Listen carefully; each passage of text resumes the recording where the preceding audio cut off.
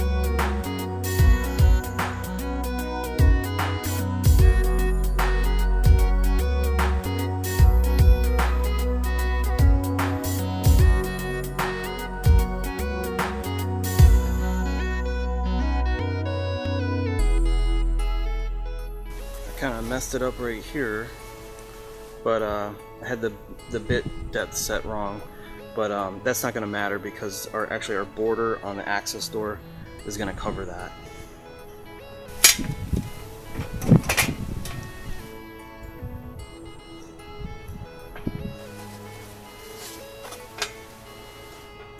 Ta-da!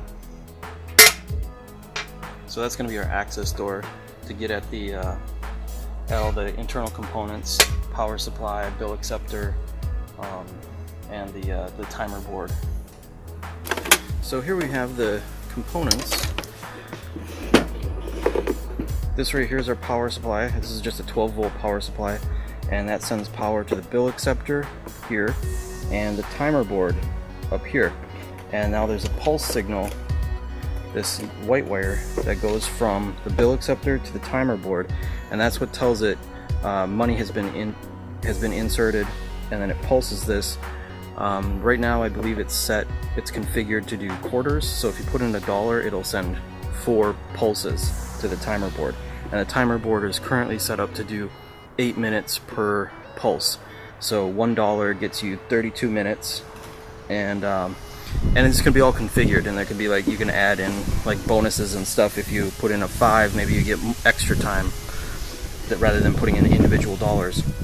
So this is all wired up now, and actually I just have to drill a hole for the power cord to go through, and then we can go ahead and put on our access door, and we should be all set.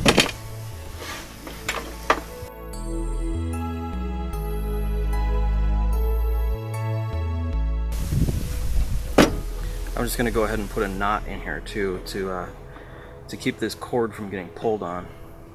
Now I should just put like a rubber grommet in here eventually or something, but for now this will work. Later on I can add something else in there, but yeah, this will keep the cord from getting pulled on, and you don't have to worry about this coming unplugged up here.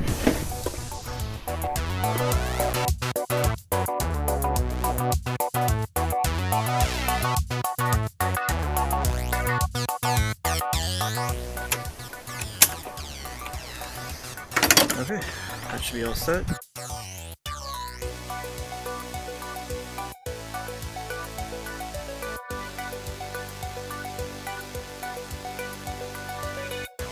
Alright, I'm going to go ahead and secure the access door to this panel. Alright, it comes with these little brackets. And we just have to screw these on here, basically.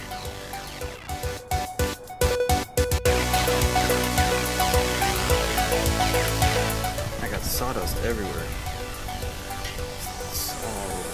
Those routers are really messy, but they make nice clean cuts. And it works great if I'm going to be making more of these, so I can just make a template and then have it cut that same exact cuts every time.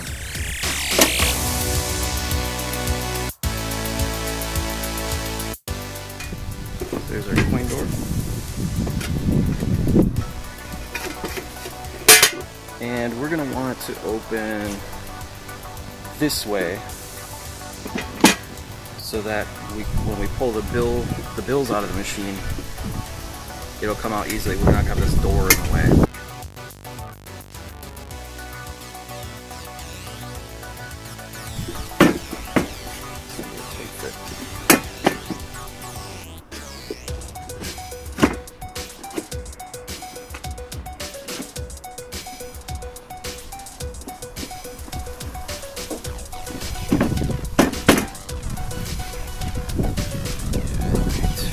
And then after this, we're gonna sand it down and smooth it out, paint it. But for now, we're just kind of getting it all together.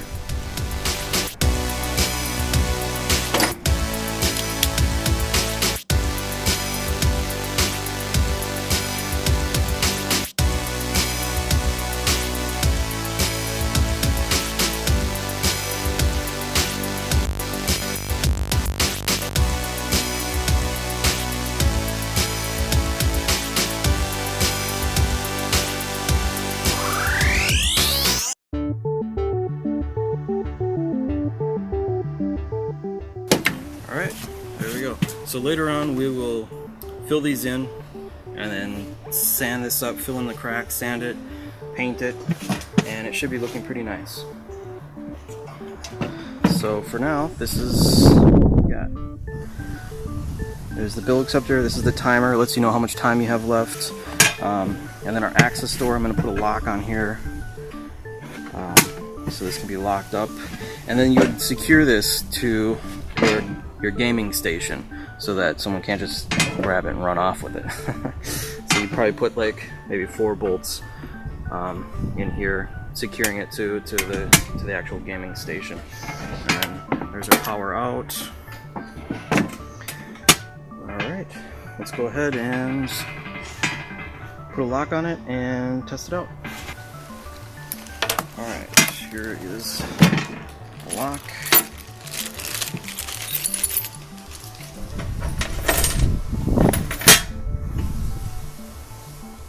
Oh, and one thing I failed to mention is our timer board actually has, I'm not sure if you can't see it in there, our timer board in there actually has USB ports on it, and that's what we're going to use to control access to the gaming stations like the Xbox One or PlayStation 4 or whatever.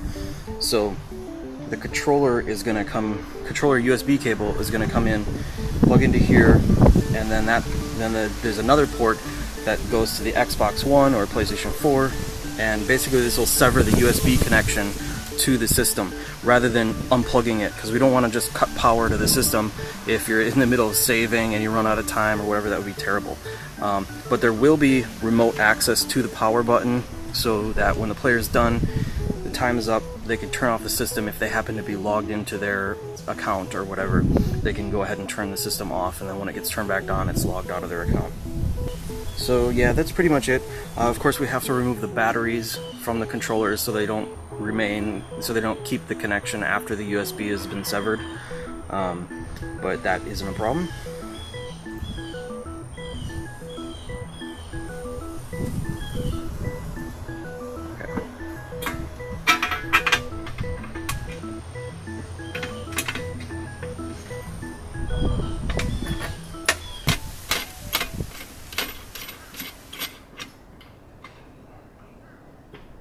Okay, so this is the bottom, and I'm going to want it right to lock.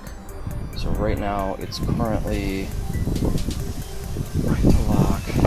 It's in the lock state right now. So this is exactly how I want it set up. It's got this little piece on here you can change. You can just turn it and set it to whichever setting you want. If you want it left to lock or right to lock, depending on the way the door opens. That's the way I like to do it. I like to roll towards the edge of the door to lock it. So it's different depending on which orientation the door is. For me, anyway, that's my preference.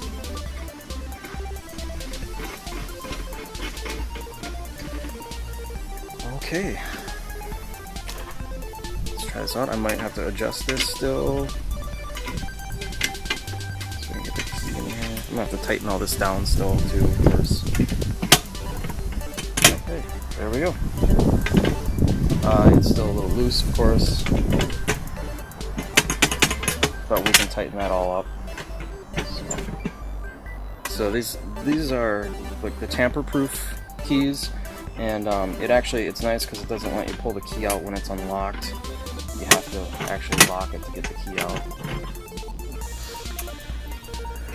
Alright, so we're just gonna bend this and tighten these screws down. And this is not the best way to actually bend this. I shouldn't be bending it while it's in the casing, but I'm just a little lazy. Okay, let me see here if I can get at this.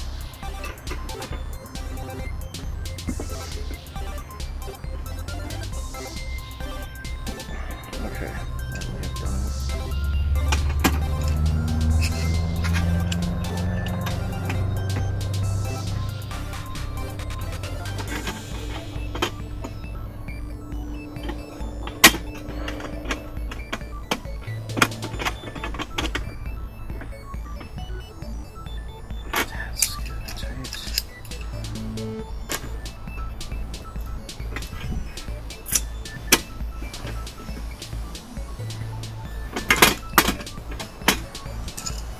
Okay, there we go.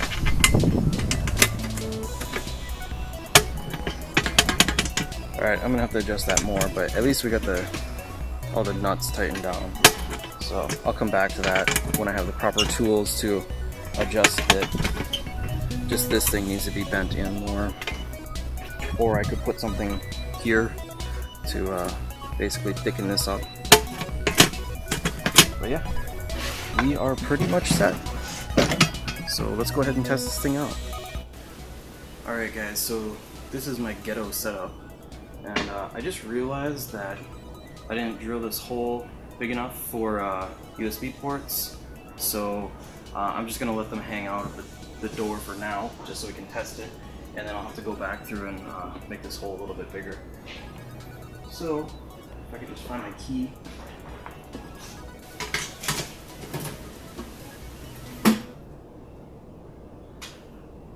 Alright, so this is the USB cable that goes to the Xbox.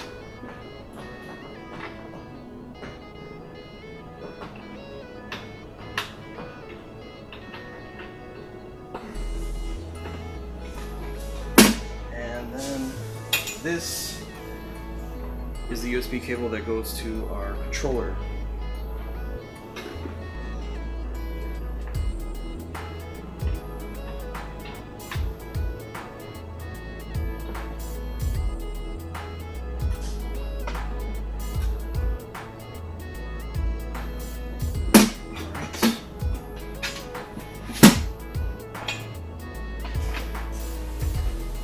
And we're going to plug it in. Alright, so this should be ready to accept builds. And you can see the controller's not working right now. And there's 0 time on the clock. So this should add 32 minutes.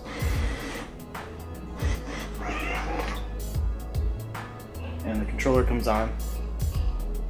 So now we have access.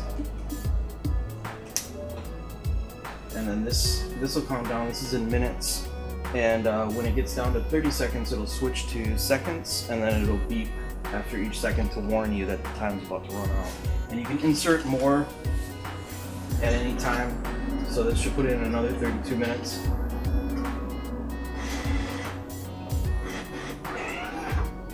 And then when it runs out of time, it'll just cut access to the controller, and you'll have remote access. You'll have a remote button for the power, so you can shut it off after your time's up if you don't want to add more timing, just to sign you out of the console so that you're not still stuck signed in when someone else comes to play.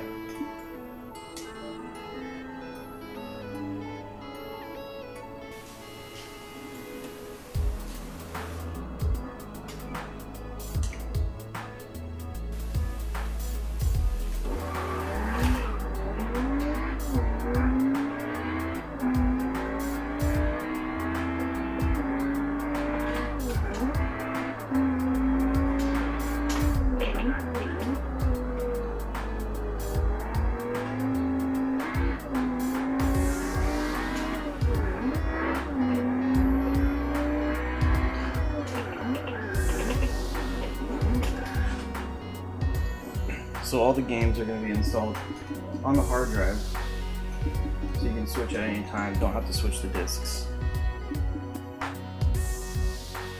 So that's how you adapt a game console into a pay-to-play timer system, kind of similar to the old Nintendo PlayChoice 10 machines.